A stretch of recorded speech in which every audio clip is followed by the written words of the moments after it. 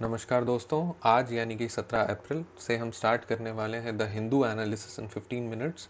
इसमें 15 मिनट में मैं कोशिश करूंगा कि हिंदू के जो इम्पोर्टेंट आर्टिकल्स हैं वो मैं आपको एक्सप्लेन कर सकूं, ताकि आप चलते फिरते कभी भी 15 मिनट में अगर आप न्यूज़पेपर नहीं पढ़ पाएँ तो वो चीज़ें आप देख लें एक बार। चलिए तो स्टार्ट करते हैं। पहले पेज में कोई सिग्निफिकेंट आर्टिकल नहीं है, सेकेंड पेज में भी कोई सिग्निफिकेंट आर्टिकल नहीं है, थर्ड पेज में भी कोई इम्पॉर्टेंट आर्टिकल नहीं लगा मुझे। फोर्थ पेज में आइए देखते हैं। नागा ट्राइब डिक्लाइंस टू पे टैक्सेस टू एक्सट्रीमिस्ट्स। अच्छा, नागालैंड में आपको मालूम है एक्सट्रीमिस्ट ग्रुप्स होते हैं, एक्सट्रीमिस्ट ग्रुप्स हैं जो पैरेलल गवर्नमेंट्स चला रहे हैं और पब्लिक से टैक्स लेते हैं।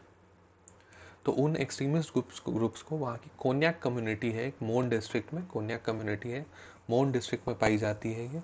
उनकी जो एपिक्स बॉडी है द कोन्याक यूनियन, उन्होंने डिसाइड किया है कि वो अब टैक्स नहीं देंगे, नो यूनिटी नो टैक्स। तो वो जितने हार्डलाइन फैक्शंस हैं जो टैक्स देते हैं, तो उन्होंने कहा है कि जब तक पूरे हार्डलाइन फैक्शंस और नागालैंड के जितने भी स्टेक होल्डर्स हैं उनमें यूनिटी नहीं होगी तो वो टैक्स पे नहीं करेंगे।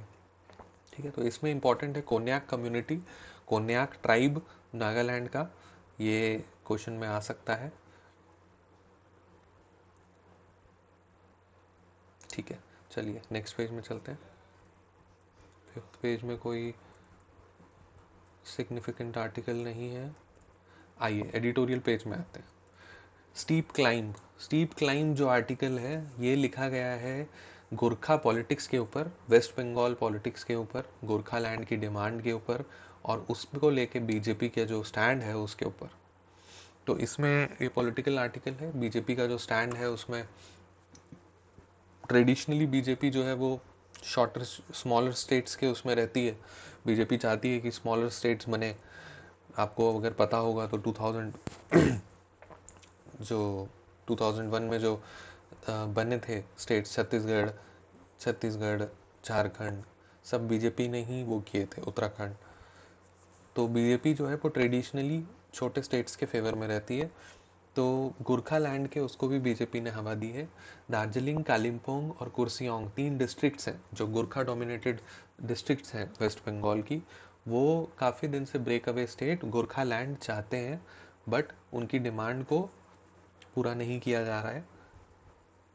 तो वो वायलेंट उसके लिए वो भी होते हैं। दार्जिलिंग गोरखा हिल काउंसिल थी 1988 से 2012 तक, अभी गोरखा लैंड टेरिटोरियल काउंसिल है, 2012 में इस्टेब्लिश हुई है, लेकिन कोई उसमें वो नहीं है। तो बीजेपी जो उसको हवा दे रही है उसका बीजेपी का टेस्ट होगा। इन केस बीजेपी अगर वहाँ आ जाती है या इन केस बीजेपी के हाथ में ये वो आ जाता है तो बीजेपी क्या करती है गोरखालैंड के प्रॉमिस के साथ। Next article, exiting Afghanistan. US pull out कर रहा है अफगानिस्तान से। ट्रंप और तालिबान के बीच में डील हुई थी कि 1 मई को यूएस पुल आउट कर लेगा। तो इसी चीज़ को बिडेन ने आगे बढ़ाते हुए, इसमें बिडेन ने पैर पीछे नहीं किए, बिडेन ने आगे बढ़ाते हुए कहा है कि 11 सितंबर तक पूरा का पूरा यूएस जो 2500 ऑफिशियली ट्रूप है वहाँ पे, ऑफिशियल ट्रूप है वो 2500 जो पूरा ट्रूप है वो यूएस वापस चले जाएगा, वो अफगानिस्तान छोड़ देगा। तो उसमें इंडिया का कंसर्न ये है कि जाने से वहाँ पे जो ट्रांजिशन है वो स्मूथ होना चाहिए, डेमोक्रेसी जो है उसको कोई आँच नहीं आनी चाहिए, जो वायलेंस तालिबान को भी यूएस से मतलब इस तरीके से वहाँ से निकले।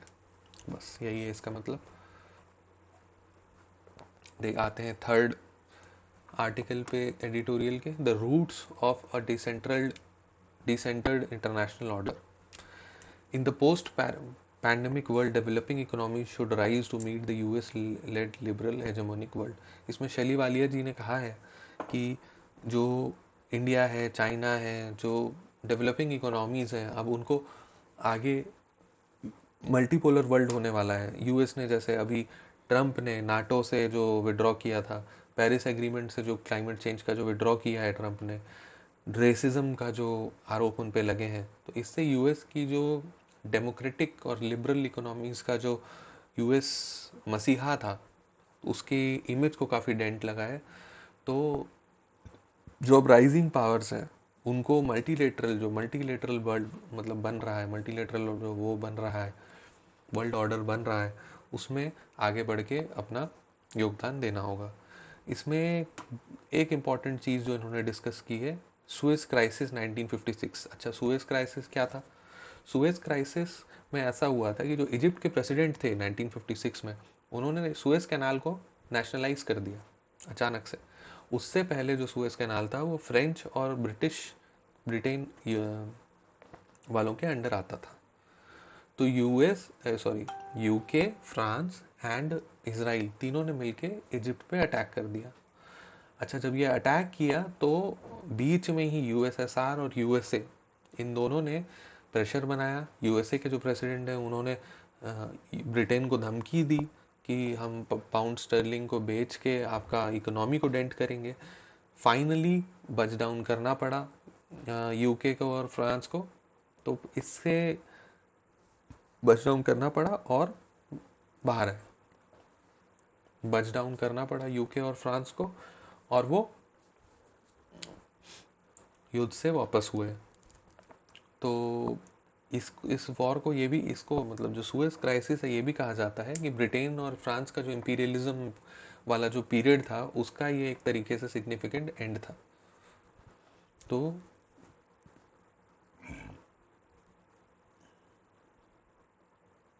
पैक्स ब्रिटानिकाना gave way to Pax America, Pax Britannica gave way to Pax Americana.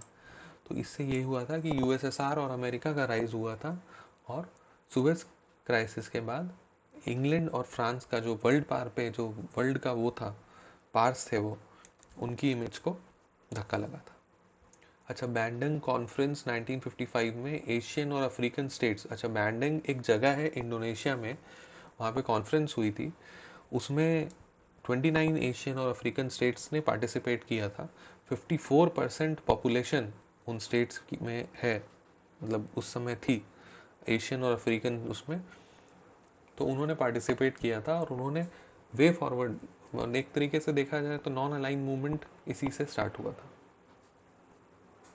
बाकी इस आर्टिकल में कुछ नहीं है, यही है कि इंडिया, ब्रिक्स जो नेशंस हैं, इंडिया, चाइना, जो डेवलपिंग इकोनॉमीज है, वो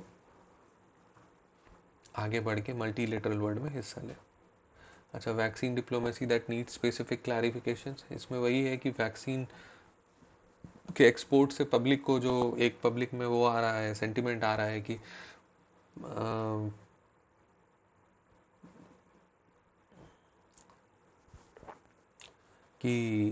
बाहर जो वैक्सीन भेजी जा रही हैं वो वैक्सीन्स इंडियंस को पहले मिलनी चाहिए बाहर को, तो उस पर ही गवर्नमेंट ने कहा है कि गावी के कोवैक्स फैसिलिटी जो है उसके हिसाब से उनको उनका मतलब government is bound to do that, bound to send वो।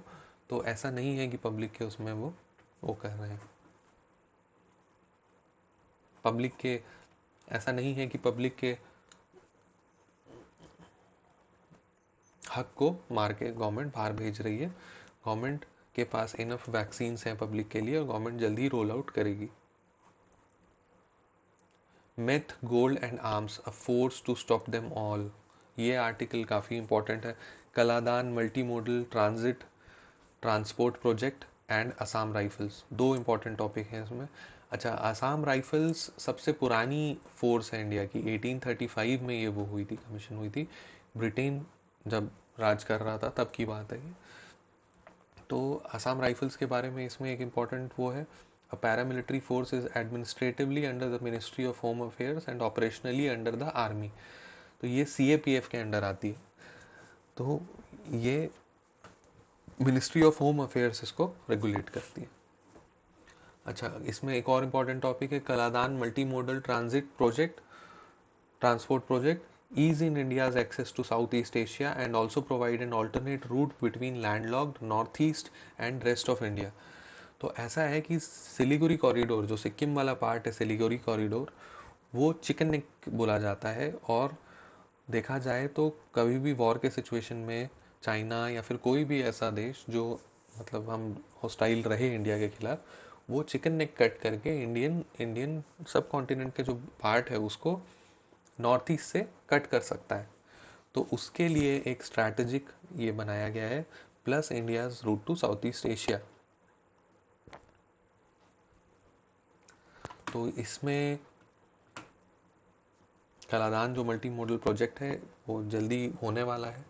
अच्छा, कलादान मल्टी मॉडल प्रोजेक्ट के बारे में जो इम्पोर्टेंट चीज़ इसमें दी गई है, 539 सी स्ट्रेच है कोलकाता से सितवे एयरपोर्ट तक, सितवे पोर्ट तक, and inland waterway on Kaladan river from Sittwe to Paletwa extending 150 kilometers and 110 kilometers land route from पलेटवा.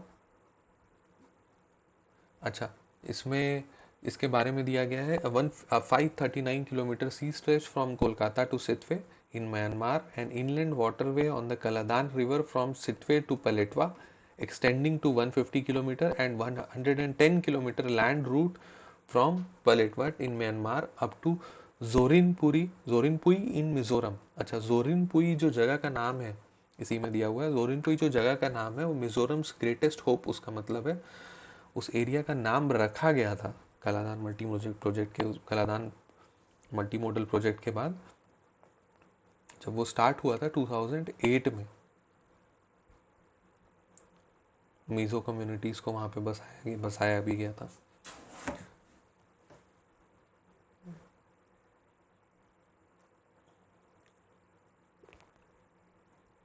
तो Kaladan project is the gateway to South East Asia भी बोला जाता है.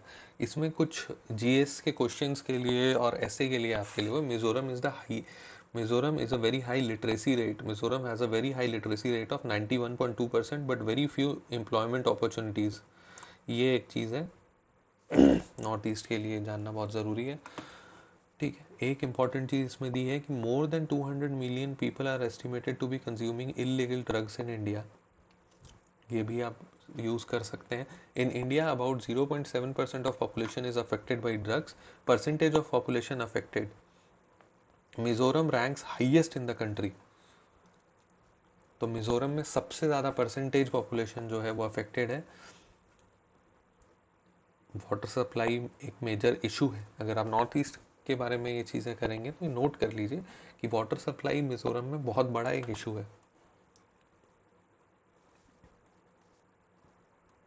नेक्स्ट टॉपिक पे चलते हैं. India likely to receive normal monsoon. IMD का forecast है, इस साल का फोरकास्ट आया है. अप्रैल में फोरकास्ट आता है आईएमडी का. नॉर्मल रेनफॉल होने वाली है इस साल भी 96% to 104% of LPA long period average of 88 centimetre. मतलब पिछले साल भी जो बारिश हुई थी वो भी जो मॉनसून था वो भी नॉर्मल था. इस साल भी जो मॉनसून आने वाला है वो नॉर्मल आने वाला है. अच्छा, इंडियन ओशन डायपोल के बारे में दिया गया. Indian Ocean dipole defined as a swing in temperatures in the east western and eastern sections of Indian Ocean. तो आईओडी का पॉजिटिव फेज है तो गुड रेनफॉल होने वाली है इंडिया में. ला नीना हुआ था लास्ट ईयर. ला नीना एल नीनो का अपोजिट है. एल नीनो में क्या होता है, इक्वेटोरियल जो पैसिफिक है वो कूल हो जाता है. एल नीनो में इंडिया में, ये याद रखिएगा, एल नीनो में इंडिया में बारिश कम होती है, ला नीना में बारिश ज़्यादा होती है. इंडियन ओशन डाइपोल जब पॉजिटिव रहता है, पॉजिटिव फेज में अच्छी रेन होती है, नेगेटिव फेज में अच्छी रेन नहीं होती है. अब मॉनसून, हाँ, आईएमडी ने एक और चीज़ कही है कि मई में वो मॉनसून कोर जोन एक अलग से वो बना रहे हैं, सेपरेट फोरकास्ट बनाएंगे मॉनसून कोर जोन के लिए, जो कि रेन फेड एग्रीकल्चर रीजन है. उसको मॉनसून कोर जोन के नाम से बुलाया जाएगा और उसके लिए अलग से फोरकास्ट निकाली जाएगी.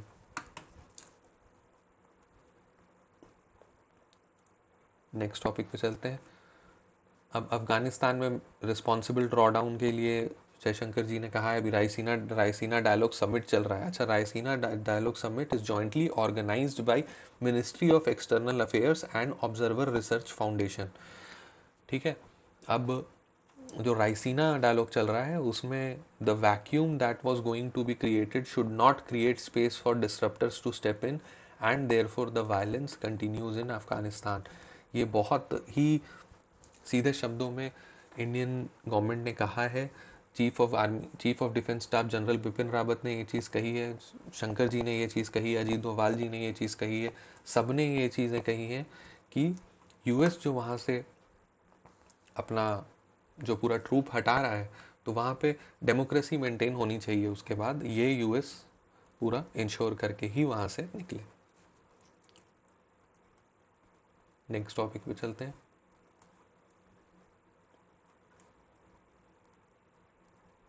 अच्छा, ये एक इम्पॉर्टेंट आर्टिकल है, researchers propose method to treat blood clots after jabs. अच्छा, ब्लड क्लॉट का एस्ट्राजेनेका की जो वैक्सीन है प्लस जॉनसन एंड जॉनसन की जो यूएस में वैक्सीन है, तो इसमें ब्लड क्लॉट्स के कुछ केसेस आए हैं, वेरी नेग्लिजिबल कुछ केसेस आए हैं।